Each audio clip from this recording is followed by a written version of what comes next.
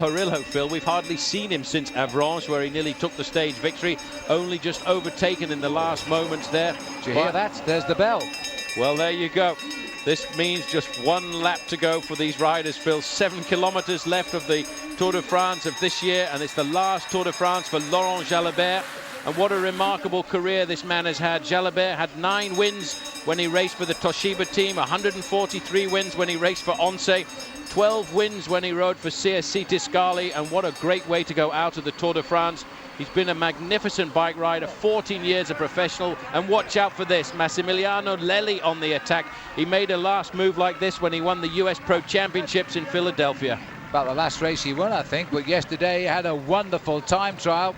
He is now a serious contender in the overall for a great finish in the Tour de France. This looks like Robbie Hunter, who's gone out of the front right now, and this is a man who's a good sprinter, but he knows if you want to win this stage, you're going to have to surprise the sprinters on the run out towards the finish. Laurent Brochard coming across to his wheel right now. A last-minute burst like this will really worry the sprinters. They're trying to keep it organized. It's hard to notice who's on the front, but I'm pretty sure it's Rolf Aldag right now.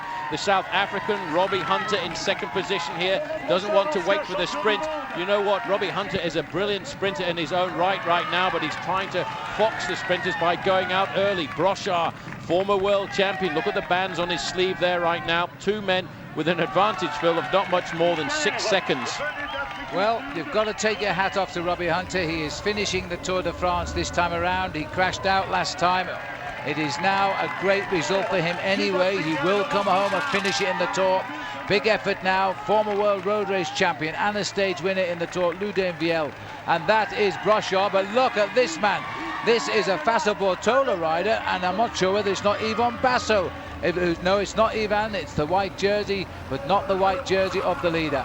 Sergei Ivanov, he's won a stage in the Tour de France before, a very fast one. He's covered very rapidly there by a man from Lampre who's come across.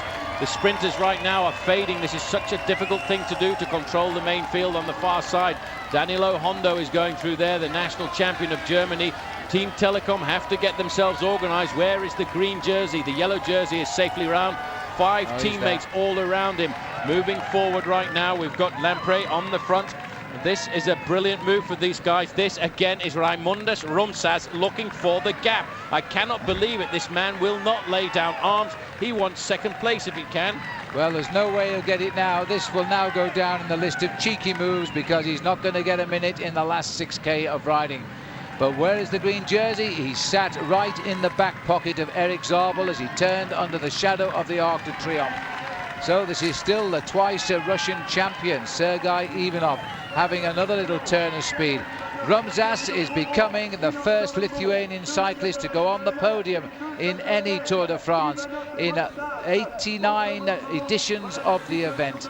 There is Stuart O'Grady now, his hat gone, his balding pate, he's not really, just had his hair cut so low down on the left of our picture. Another man riding his last Tour de France on the front, Abraham Olano, former world road race and time trial champion. Axel Merckx is in there as well, the former Belgian national champion. But this is a very naughty little move by Raimundas Rumsas. He has the cheek to go off the front on the last day. He's 3rd place in the overall standings. The only time that the podium winners have actually gone out on the attack was when Bernard Hinault did it with Joop Zoetemelk. Well, they attacked 50 kilometers before the end. This is brilliant. This has to be why Lampre rode hard at the front, because he said, get me to the last lap and I'm going. Now there's a 12-second win bonus at the finish.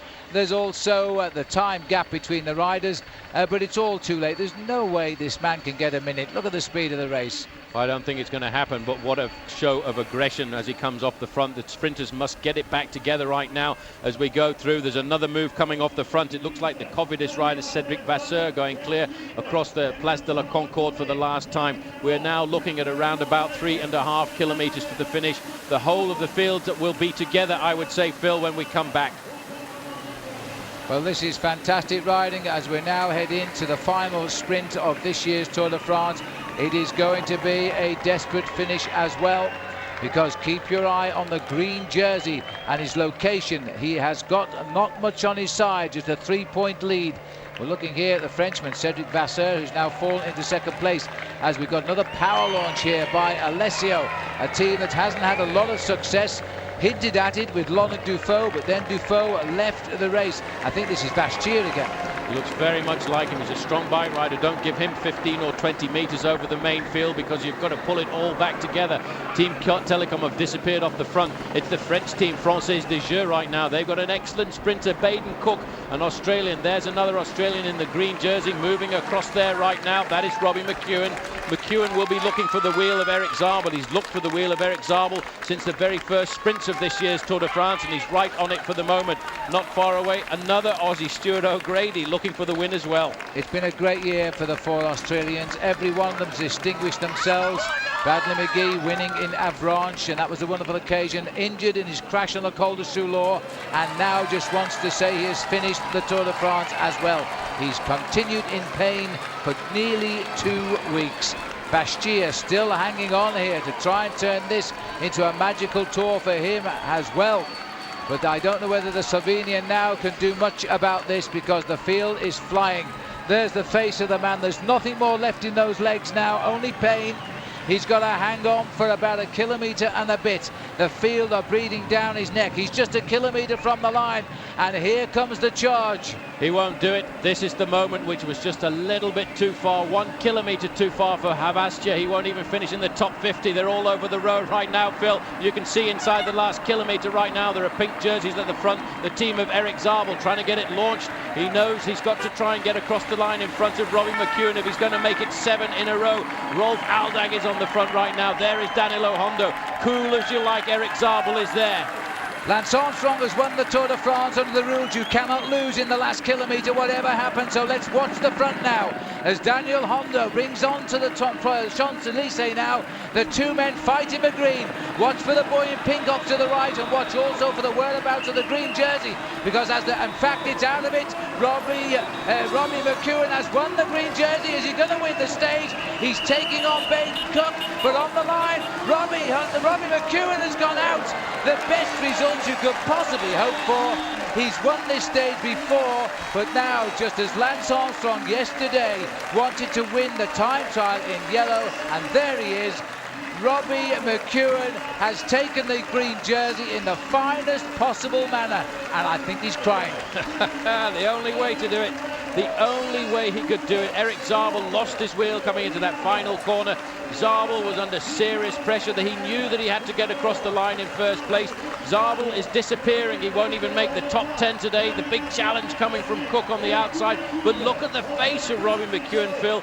Absolutely unbelievable. This proves that he is the top sprinter of this year's Tour, and he's worthy. He's very, very worthy of the green jersey at the end of the day. Robbie, amazing. You did it. You won the green jersey. How are you feeling? Oh, it's fantastic. I mean, to top it off with a stage win, it's been a really nervous race, and I haven't slept well the last days, obviously, and I've been able to top it off with that, and at this stage I'm still